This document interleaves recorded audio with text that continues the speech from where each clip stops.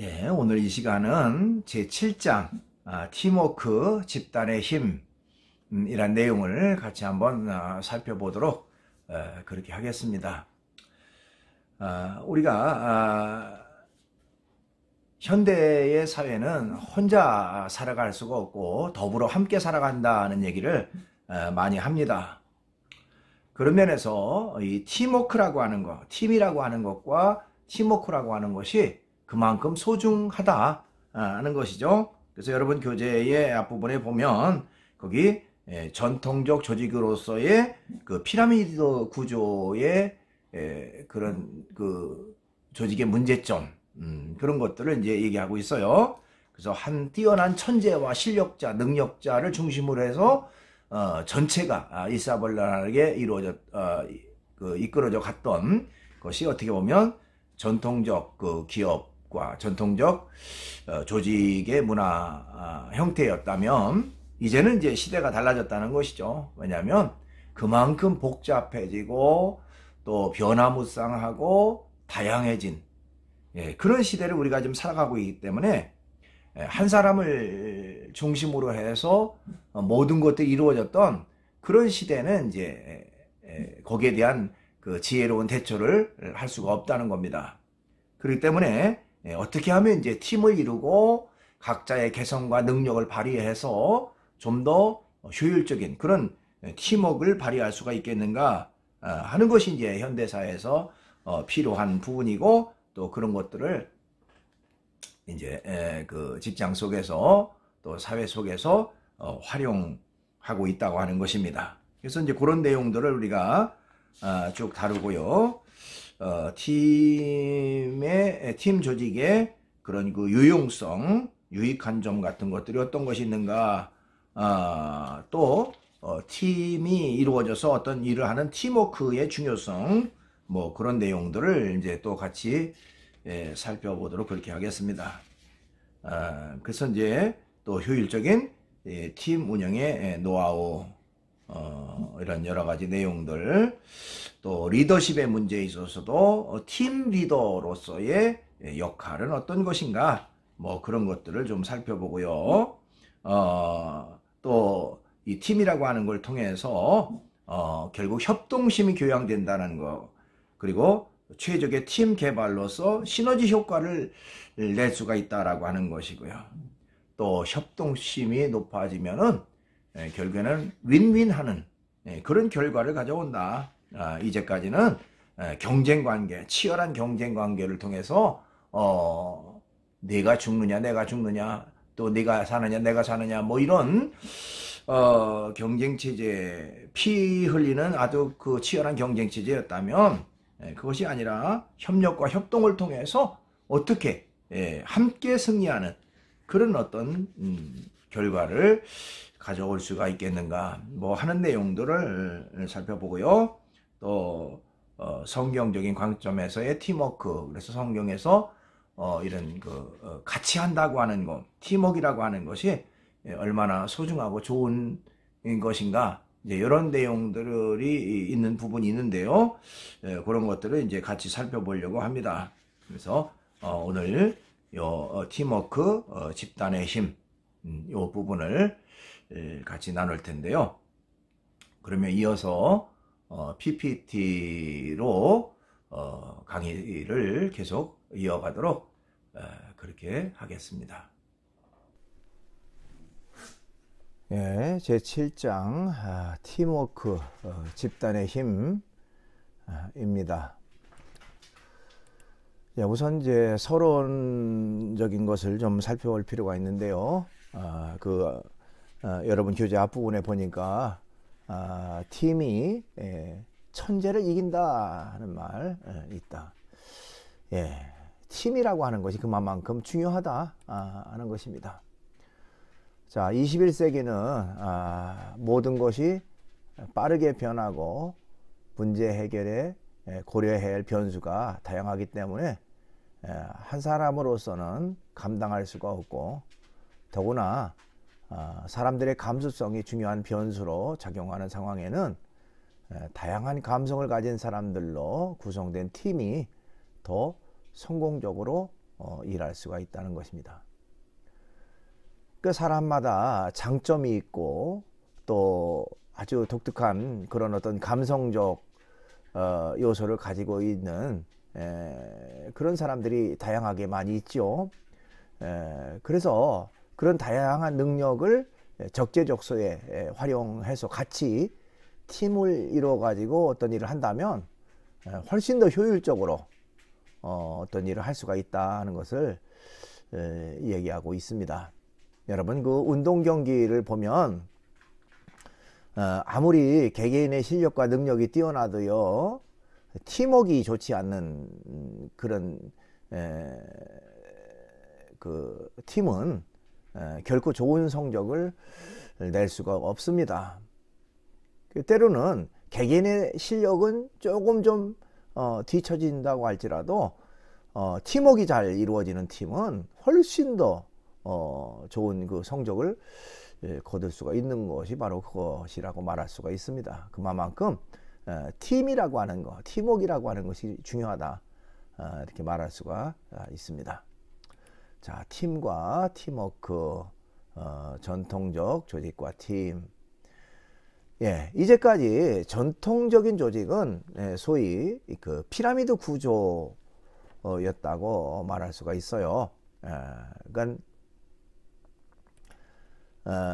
우리가 그 삼각형을 이제 떠올리면 좋겠죠. 예.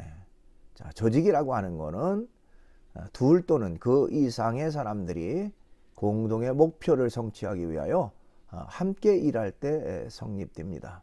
그러니까 함께 일하는 것이죠. 공동으로 함께 일하는 것을 우리가 조직이라고 얘기를 합니다. 자, 20세기 산업화 시대에는 주로 조직이 피라미드 구조를 이루었다라고 말할 수가 있어요. 피라미드 구조는 강력한 리더십이 필요할 때 최고 위치에 있는 한 사람의 권한을 강화시킨 조직으로 명령과 통제에 의존하는 권력형 리더십의 유형이라고 말할 수가 있습니다. 그러니까 지금까지 우리가 살펴보면 어떤 회사 조직이나 또 어떤 특정한 그 정치도 마찬가지죠. 하나의 구심점, 또 독특한 특출난 그런 그 실력자, 능력자를 정점으로 해서 하나의 그 조직이 형성돼 있던 것을 볼 수가 있습니다. 그래서 일사불란하게 그 명령과 통제를 따르고 또 그 정상권에 있는 그런 그 사람을 중심으로 해서 어떤 일이 이루어지는, 그것이 어떻게 보면 지금까지 이루어졌던 어떤 전통적 그 조직의 모습이다, 이렇게 말할 수가 있습니다. 자, 근데 이 피라미드 조직에는 뭐 물론 장점도 있겠습니다만은 여러 가지 문제점이 드러나게 됩니다. 피라미드 조직의 문제점과 그 팀의 유익한 점입니다. 자, 피라미드 조직의 문제점은 어떤 것이 있을까요? 우선은 최정상에 오르면 권위적이 되어서 커뮤니케이션에 문제가 발생한다, 이렇게 말할 수가 있습니다. 네, 팀과 팀워크입니다. 네. 피라미드 조직의 문제점과 팀의 유익한 점. 자, 피라미드 조직이 여러 가지 그 장점을 가지고 있기도 하지만 단점과 문제점을 가지고 있다. 그런 면에서 팀이라고 하는 것이 유익한 점은 어떤 것인가 하는 것입니다. 자, 우선 피라미드 조직의 문제점입니다. 우선적으로는 최정상에 오르면 권위적이 되어서 커뮤니케이션에 문제가 발생한다, 이렇게 말할 수가 있습니다.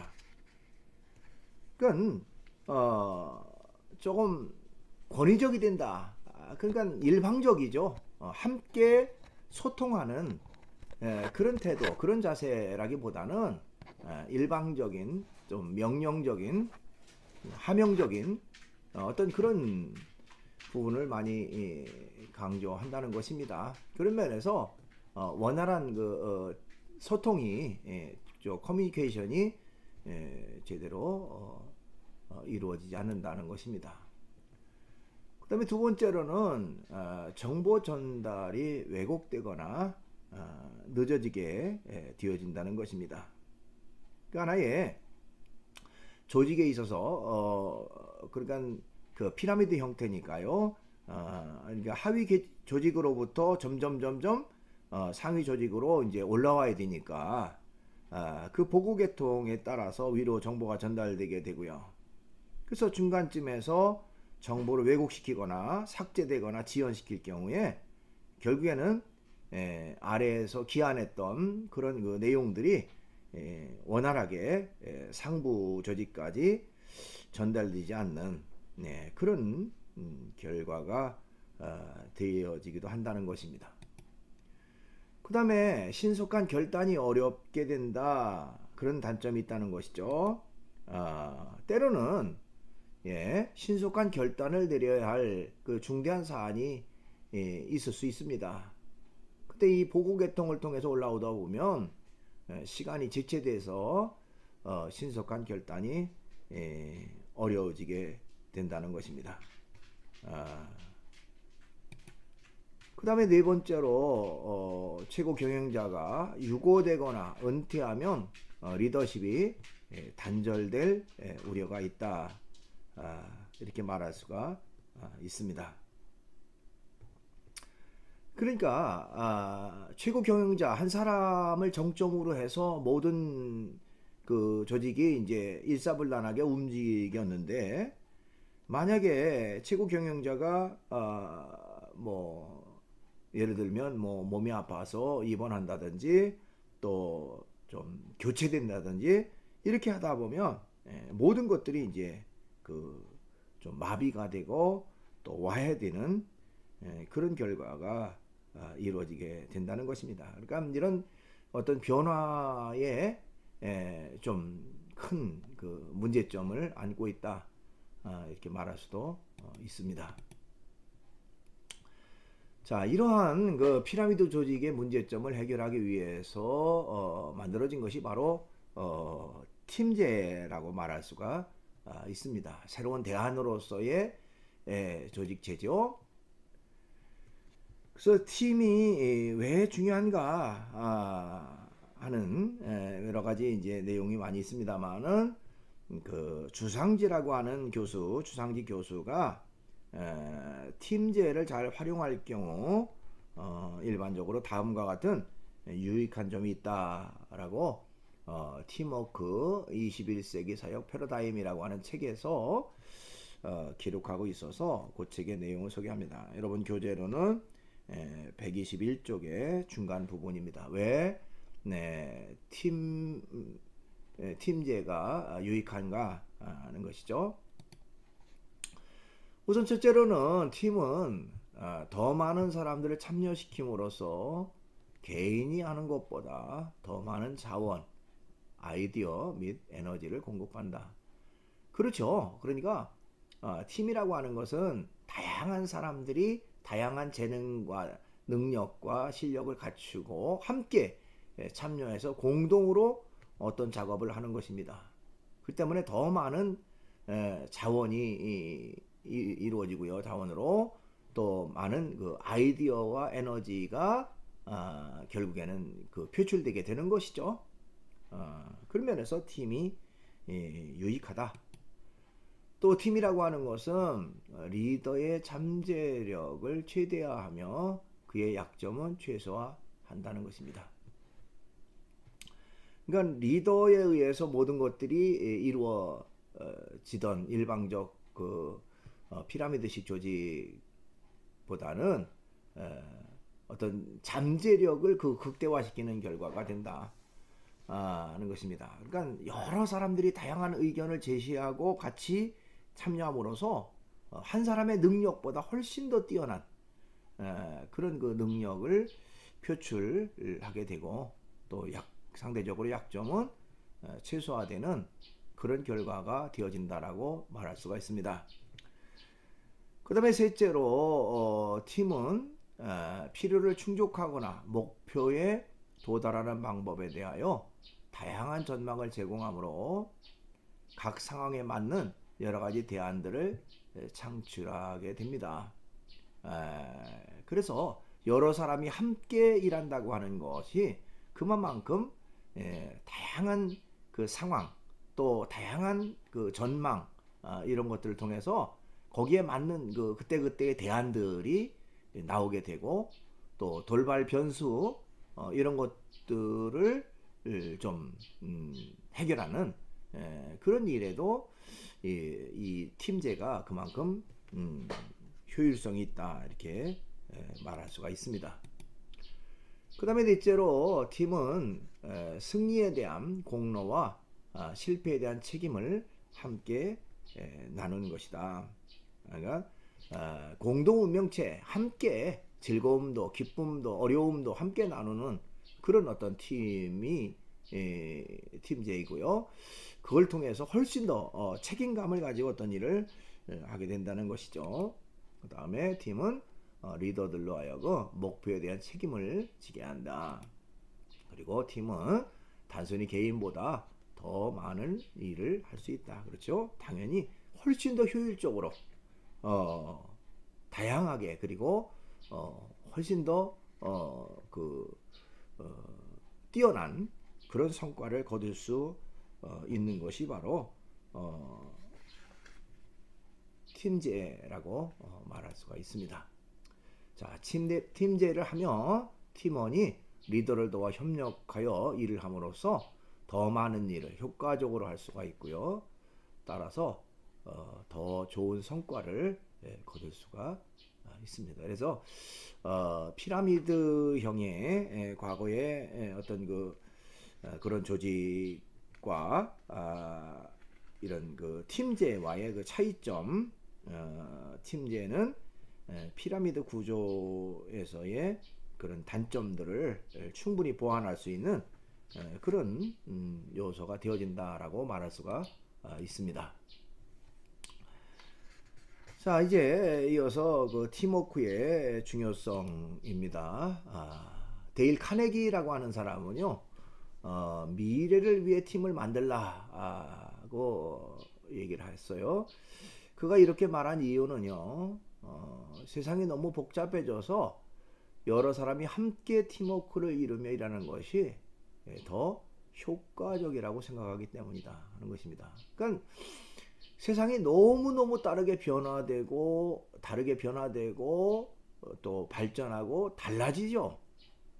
그러니까 어제의 첨단이 오늘도 첨단이라는 법이 없습니다. 또 새로운 지식들, 새로운 어떤 기술들이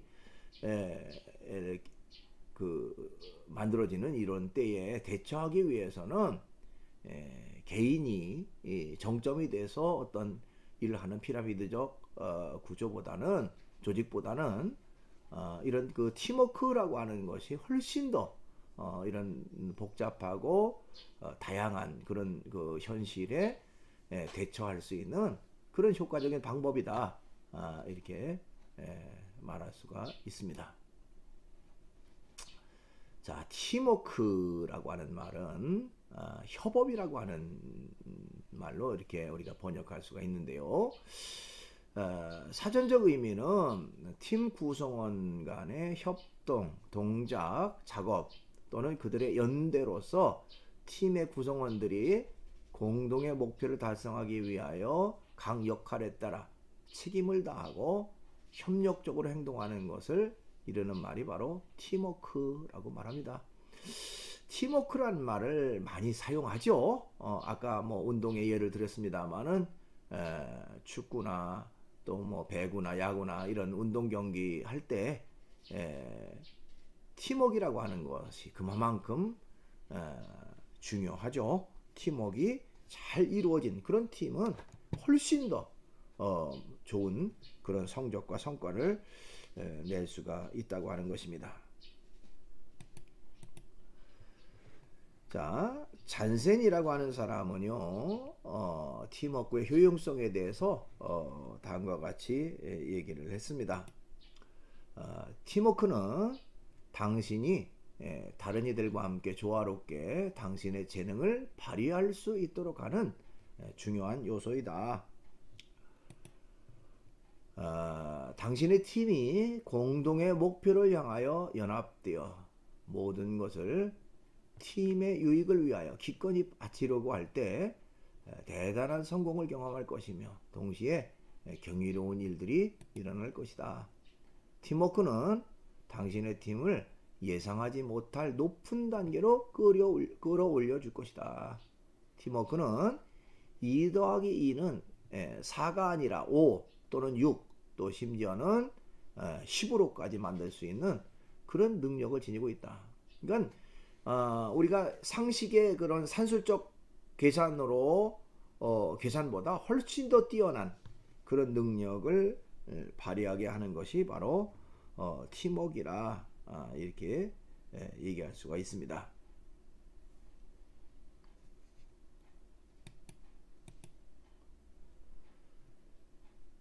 자, 한 명의 천재가 수만 명을 먹여 살리는 시대는 지났다. 예, 이게 바로 이제까지 있었던 그 피라미드적 조직의 형태였죠. 한 명의 천재, 뛰어난 어떤 실력자, 능력자가 정점이 돼가지고 어떤 그 일이 이루어지는 이런 것을 이제까지의 전통적 그런 조직의 모습이었다면 이런 시대는 지났다는 겁니다. 조직이 팀 중심으로 운영되어야 팀워크를 살려서 경쟁력을 높일 수 있다고 하는 것입니다. 예, 이제 큰 두 번째로 효율적인 팀 운영의 노하우입니다. 예, 어떻게 하면 이 팀 운영을 효율적으로 이룰 수 있겠는가 하는 것이죠. 예, 혼자보다는 둘이 낫다. 리더는 혼자 일하지 않는다. 성공한 사람들은 팀 또는 이너서클을 이루어 자신이 좋아하는 사람들 또는 편안한 사람들을 주위로 끌어모으는 데 귀재다. 그러니까 성공한 사람들의 유형은 함께 공동으로 어떤 일들을 이루는 사람들, 또 이너서클 어떤 그 내부자 자기가 코드가 맞는 사람들을 중심으로 해서 어떤 일을 같이 한다는 것이죠. 그렇게 함으로써 훨씬 더 효과적으로 효율적으로 어떤 일을 할 수가 있다는 것입니다. 예. 여러분 교재에 거기 그 124쪽과 125쪽 그 부분에는 마크라고 하는 사람이 그 인터넷 회사 구직 회사인 핫잡스를 설립하고 이제 그 회사를 이끌어가는 데 있어서의 그 일화를 얘기하고 있습니다. 자, 내용을 잠깐 소개하면요. 마크는 자신이 인터넷 벤처 회사를 창립한 사람이지만 혼자서는 모든 문제를 해결할 수 없기 때문에 필요할 때마다 인재를 만나서 그의 팀에 합류하게 함으로써 회사를 성공적으로 일으킬 수 있었다. 그러니까 혼자 어떤 일을 하기보다 아주 필요한 인재를 같이 팀에 합류시켜서 훨씬 더 효율적인 그런 어떤 일을 이룰 수가 있다고 하는 것입니다.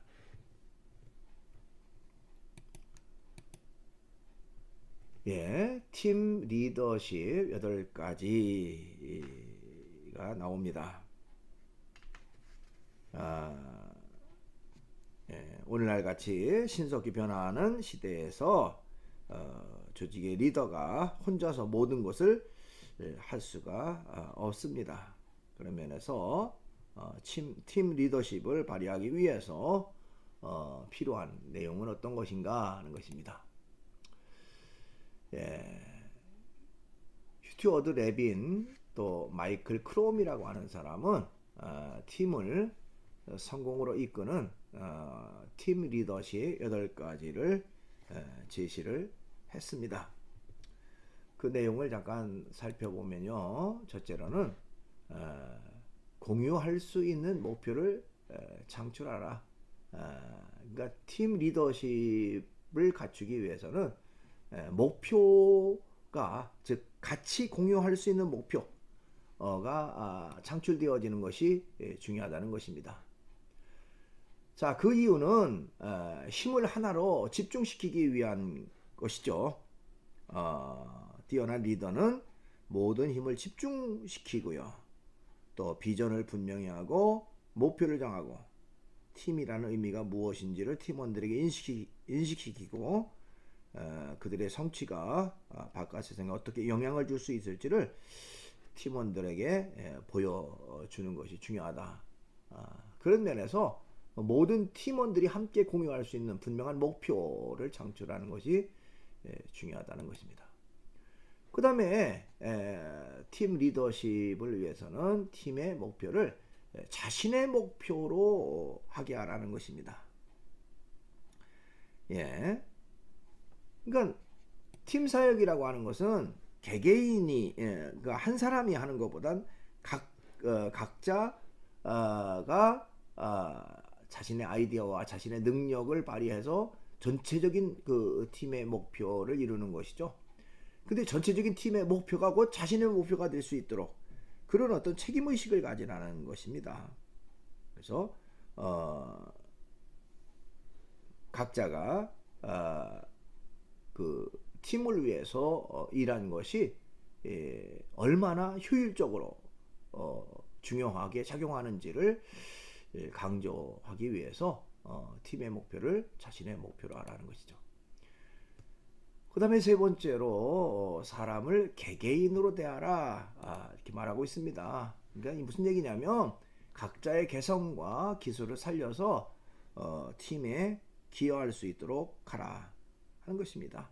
사람마다 장점이 있고 단점이 있고 강점이 있고 또 아주 뛰어난 그런 분야가 있죠. 자, 그런 것들을 잘 살릴 수 있도록 개별적인 특성화를 이루라 하는 것이죠. 그 다음에 네 번째로 결과에 대해 각 구성원들이 책임의식을 갖게 하라 하는 것입니다. 즉 각자 맡은 책임에 충실할 수 있도록 하라는 것이죠. 책임의식을 갖는 것은 그만큼 중요합니다. 아무도 책임지려고 하지 않을 때 결국에는 그 일을 적당히 대충 할 수밖에 없어요. 그러나 내 책임이라고 하는 것을 책임의식을 가질 때 어떤 일이든지 신중하게 최선을 다할 수밖에 없는 것이죠.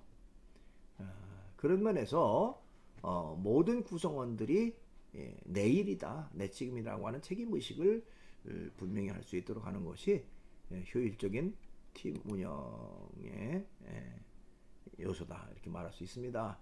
다섯째로는 영광을 나누고 비난을 인정하라 하는 것이죠. 자, 이익이 있다면 골고루 나누고요. 또 칭찬할 일은 공개적으로 칭찬하되 비난받을 일이 있다면 핑계를 대지 말고 겸손하게 수용하는 자세. 그러니까 영광도 함께 비난도 함께 하는 그런 거 자세.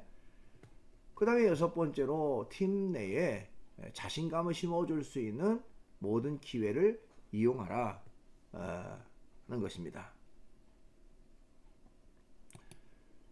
네, 팀에 대한 그런 확고한 믿음을 갖고 그 믿음을 팀 내 모든 사람들이 공유할 수 있도록 해서 팀원들이 자신감을 갖고 일할 수 있도록 격려하는 것이 중요합니다. 그 다음에 일곱 번째로는 참여하고 계속 참여하라 하는 것입니다. 즉 무슨 말이냐면 팀원들과 함께하고 팀원들의 말을 경청하라는 것이죠. 같이 하는 거, 함께 하는 것이 중요합니다.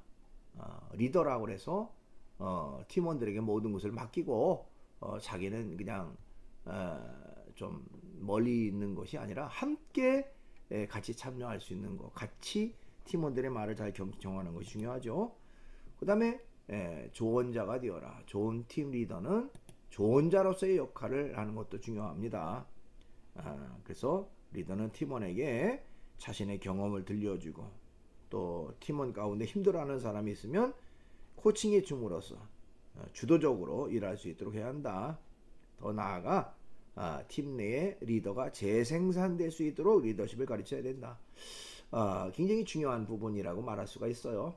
그러니까 팀 리더라고 하는 사람은 그만큼 이제 자신이 책임을 가지고 모든 팀원들을 잘 이끌어가고 아주 창의적이고 좀 효율적인 그런 능력을 발휘하게 할 수 있을 뿐만 아니라 또한 팀원들이 이제 각자가 새로운 리더로서의 역할을 또 새로운 팀을 이끌어갈 수 있는 그런 어떤 그 요원이 될 수 있도록 재생산하는 그런 것도 필요하다 이렇게 말할 수가 있습니다. 자, 리더십의 재창조입니다. 노엘 티시 또 엘리 코엔이라고 하는 사람은 성공하는 조직은 가르치는 조직이다 이렇게 얘기했어요. 코칭하는 조직. 무슨 말이냐면 성공하는 회사는 조직의 모든 계층에서 다른 리더의 발전을 도모하는 우수한 리더를 가지고 있다는 것이다. 그러므로 성공한 리더는 리더십을 재창조하는 데 힘써야 된다는 것입니다. 팀 개발과 협동심 고양입니다. 최적의 팀 개발로 시너지 효과를 지금은 개인 영업 시대가 끝났다. 뭐 재미있는 말이죠. 어쨌든 한 사람이 어떤 실력과 능력을 발휘해서 일방적으로 이끌어가는 이제 그런 시대는 끝났다는 겁니다. 그래서 이제 팀이 능력을 발휘하고 또 실력을 발휘할 수 있도록 해야 된다. 팀 능력이 절실하게 요구되는 시대다. 혼자서 무엇인가를 하기에는 세상이 너무 복잡하고 변화가 심하기 때문이다. 그렇죠? 변화무쌍한 시대에 빠르게 발맞춰서 대처하기 위해서는 함께 팀원들이 함께 힘을 합해서 실력과 능력을 발휘할 필요가 있는 그런 시대가 바로 오늘날의 시대다. 이렇게 말할 수가 있습니다. 자, 영업팀을 구성하여 팀원들이 힘을 모아 전원이 어떻게 팀의 목표를 공유할지 각 영업맨들의 특성을 제대로 파악한 후에 팀의 능력을 향상시킬 수 있는 방법을 찾고 고민해야 한다는 것입니다. 그래서 팀 리더는 팀원들이 최대의 효과를 발휘할 수 있도록 하기 위해서 노력하는 것이 중요합니다. 그래서 그만큼 팀원들이 각자의 그 개성과 능력을 파악하고 또한 그들을 어떻게 활용할 것인가 하는 것들을 방법을 찾는 그런 고민이 팀 리더에게 있어야 된다는 것입니다. 그 다음에 협동심을 높이면 윈윈한다 하는 것이죠. 나폴레온 힐이라고 하는 사람은요, 경쟁관계보다 협력관계를 중요시하는 사람은 공을 크게 들이지 않더라도 수많은 기회와 부를 손에 넣을 수 있을 뿐 아니라 다른 사람은 느끼지 못하는 행복도 덤으로 느낄 수 있다. 자, 경쟁을 통해서 어떤 것을 얻는다라고 할 때는요, 그만큼 힘듭니다. 피곤합니다. 매일마다 전쟁을 치른다 뭐 이렇게 생각한다. 얼마나 어렵겠습니까? 그러나 협력관계를 통해서 어떤 일들을 한다면 재밌죠. 즐겁죠.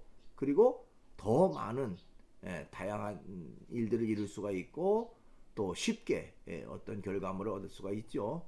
그런 면에서 결국에는 행복이라고 하는 것까지도 덤으로 느끼는 그런 결과가 된다는 것이죠. 그만큼 협동심이라고 하는 것이 중요하다 이렇게 말할 수 있습니다. 자, 경쟁을 통해서 출혈하며 얻는 것보다는 협력을 통해 윈윈하는 함으로 윈윈으로 얻는 것이 더 효과적이며 성공 가능성이 크다는 것이다. 예. 출혈, 그야말로 피 터지게 어떤 그 경쟁을 통해서 얻는 것보다는 협력을 통한 전략 전술 윈윈하는 거, 그것이 훨씬 더 효율적이고 효과적이고 또 생산성이 크다 이렇게 말할 수가 있습니다.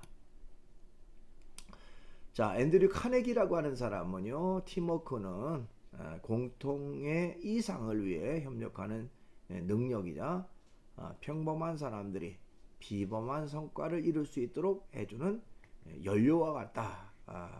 그런 얘기를 했습니다. 그러니까 공통의 이상을 위해 협력하는 능력자가 된다. 평범한 사람들을 비범한 성과에 이르도록 할 수 있도록 해주는 것이다. 그러니까 그만큼 힘을 합하면 훨씬 더 뛰어난 그 능력과 실력이 발휘가 된다라고 하는 것이죠. 협력해서 팀워크를 발휘할 때 그만큼 성과도 크다 하는 것을 얘기하고 있습니다. 그러면 성경적인 관점에서의 팀워크는 어떤 것이 있을까요?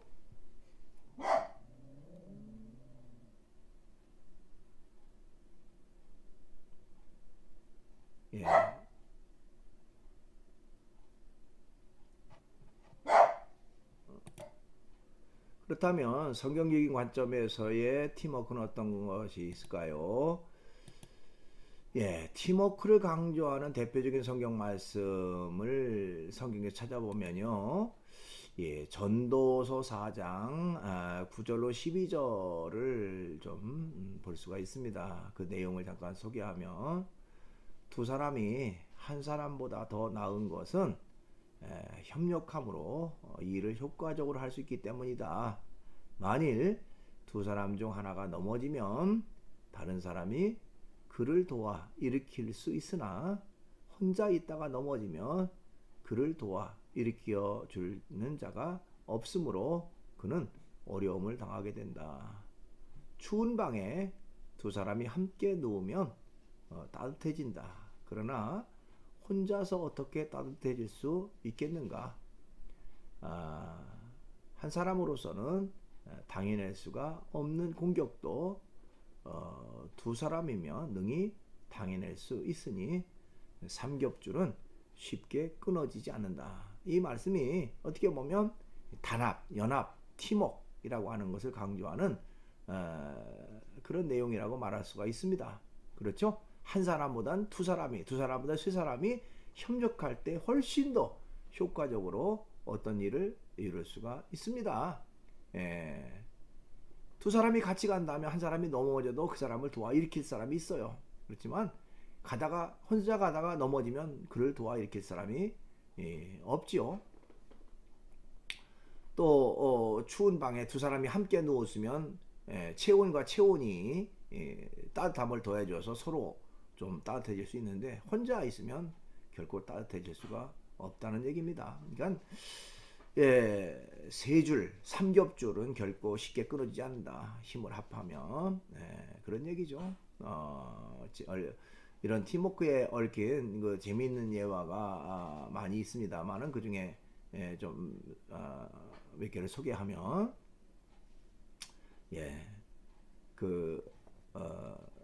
어떤 그 아버지가 세 명의 그 아들을 두고 이제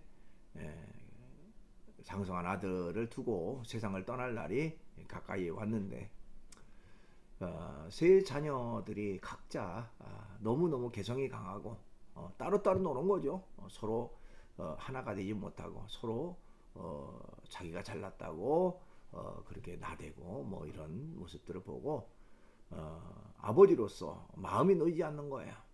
그래서 마지막 이제 세상을 떠날 날이 얼마 남지 않았을 때에 자녀들을 다 모여라 해놓고 이제 각자에게 화살 하나씩을 나눠줬다는 거죠. 그 화살 하나씩 나눠주면서 그것을 꺾어봐라 그랬더니 첫째로부터 시작해서 셋째 막내까지 쉽게 그 화살을 꺾을 수가 있었습니다. 자, 그 다음에는 이제 세 개의 화살을 같이 주면서 첫째에게 꺾어봐라. 아무리 힘을 써도 꺾어지지 않습니다. 둘째도 셋째도 그 화살을 세 개를 꺾을 수가 없었죠. 그때 그 아버지는 그거 봐라. 너희들 한 사람 한 사람이 따로따로 힘을 합하지 않는다면 너희들은 쉽게 실패할 수도 있고 넘어질 수도 있어. 그렇지만 너희들이 힘을 합하면 어떤 일이든지 다 이룰 수가 있다. 서로 우애 있게 살아라 하는 그런 유언을 했다고 하는 그런 예화가 있습니다.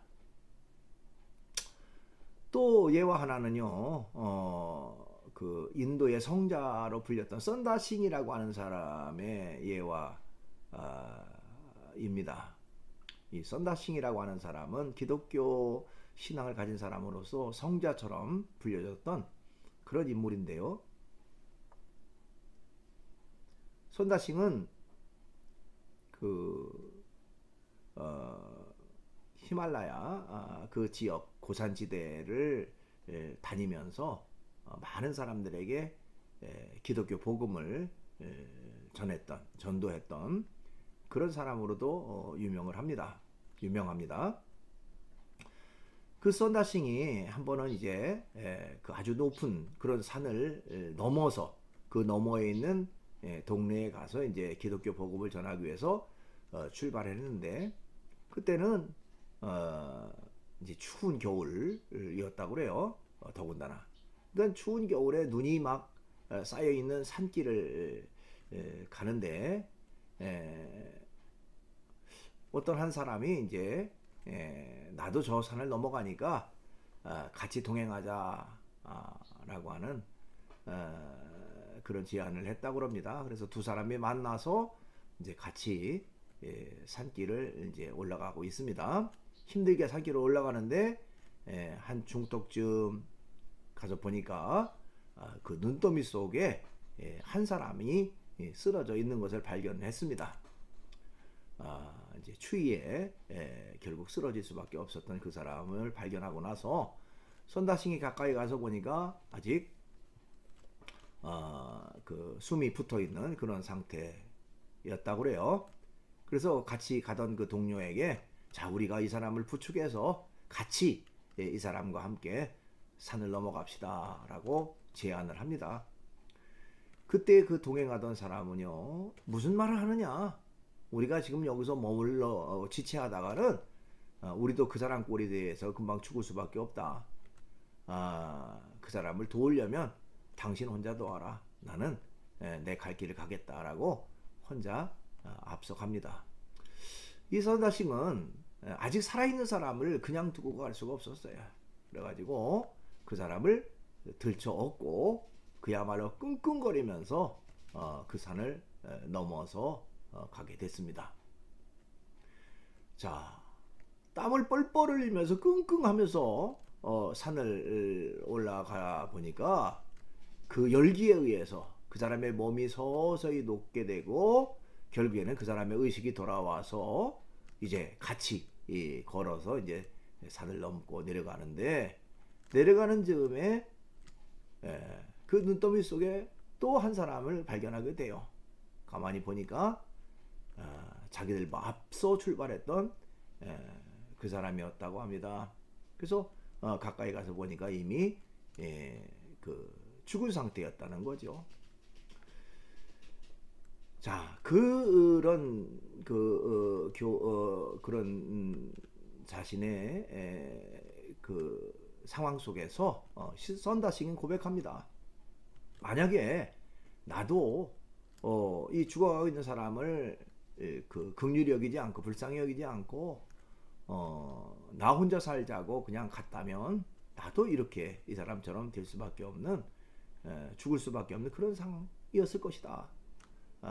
내가 이 사람을 불쌍히 여기는 마음을 가지고 그 사람을 도우니까 결과적으로 그 사람도 살고 나도 사는 그런 결과가 됐다 하는 고백을 합니다.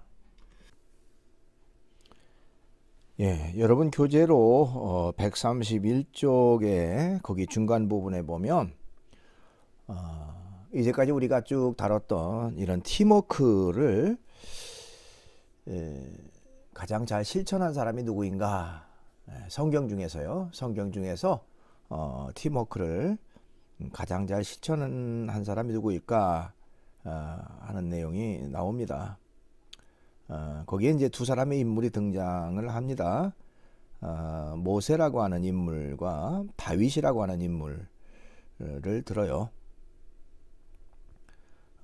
이 시간은 이제 모세라고 하는 인물을 좀 살펴보려고 합니다. 우리가 잘 아는 대로 모세는 이스라엘 백성들을 애굽에서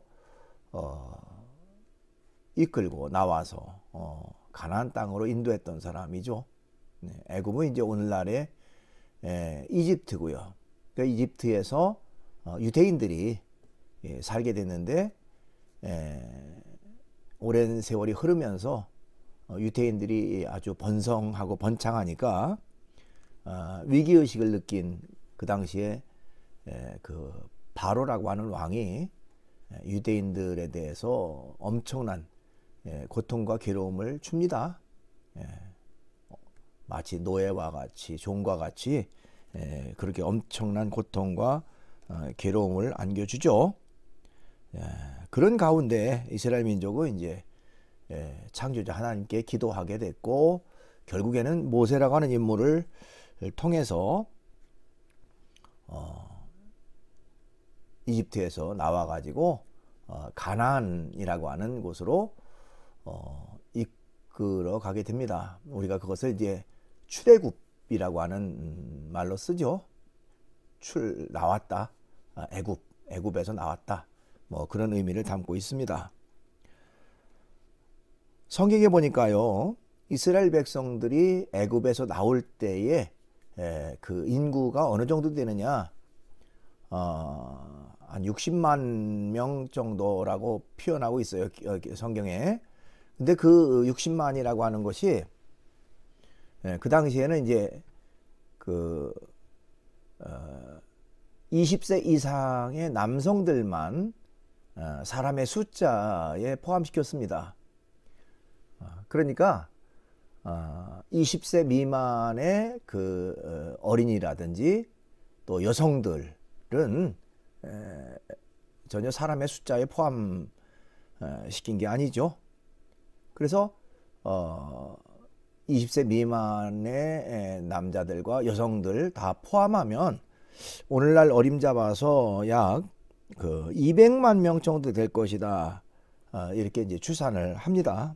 200만 명. 여러분 엄청난 사람들이죠.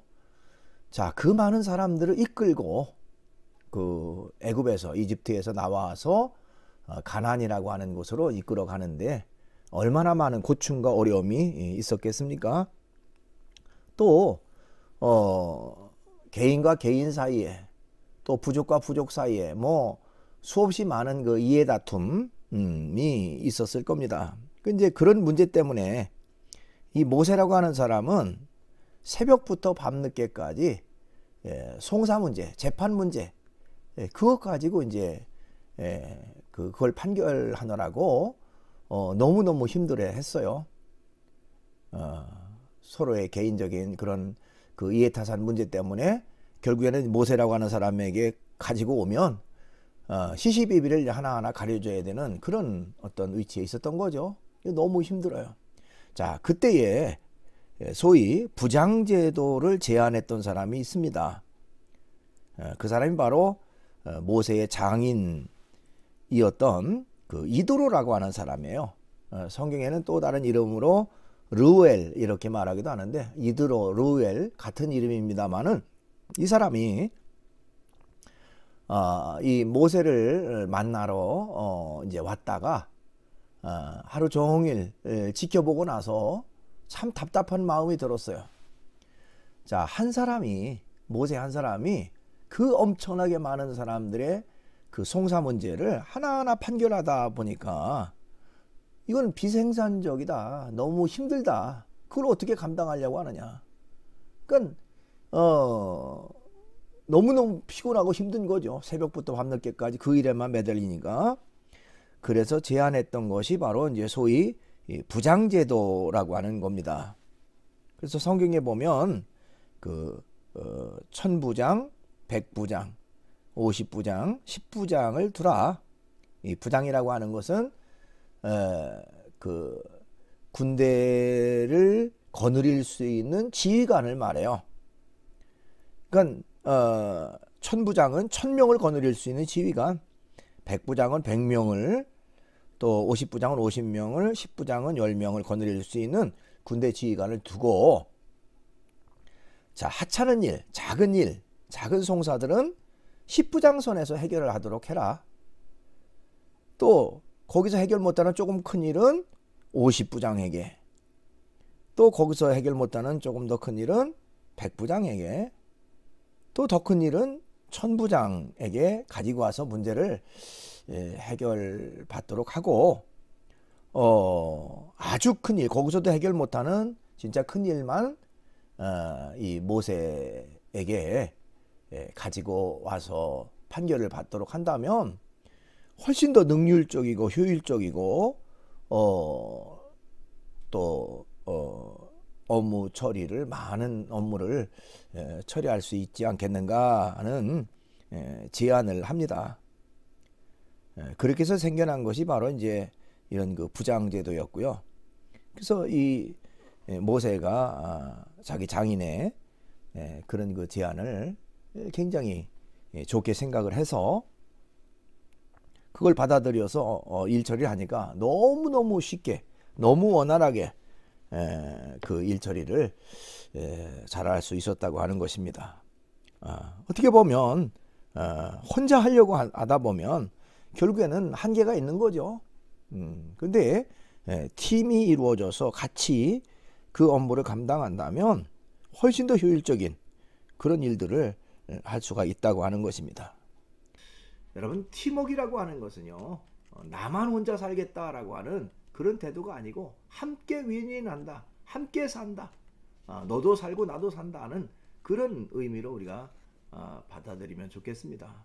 그래서 이런 협력이라고 하는 것, 팀워크라고 하는 것, 그것이 비단 그 직장이라고 하는 어떤 사업체에서만 필요한 것이 아니고, 팀워크는요, 가정에서도, 또 여러분들이 뭐 학교 생활 속에서도, 또 어떤 동아리 활동에서도, 일상 속에서도 우리가 필요하고요. 같이 서로를 존중하는 가운데 힘을 합하고 또 의견을 나누고 아주 효율적인 그런 아이디어를 교환해서 아주 창조적인, 창의적인 그런 활동을 할 수 있는 그런 능력을 발휘하게 한다는 것입니다. 그래서 팀워크는 훨씬 더 효율적인, 훨씬 더 효과적인 그런 그 능력을 발휘하게 되는 것이다, 이렇게 말할 수가 있습니다. 그래서 오늘은 이런 그 팀워크의 문제, 팀워크, 집단의 힘이 얼마나 크고 그것이 얼마나 효율적 그 능력을 발휘하고 있는가, 그 중요성, 그런 그 이제까지 전통적인 그 피라미드 형태 조직의 문제점은 무엇인가, 또 팀워크가 왜 필요한가, 효율성, 뭐 이런 것들을 같이 살펴봤습니다. 오늘은 이렇게 정리를 하겠습니다. 대단히 수고 많았습니다.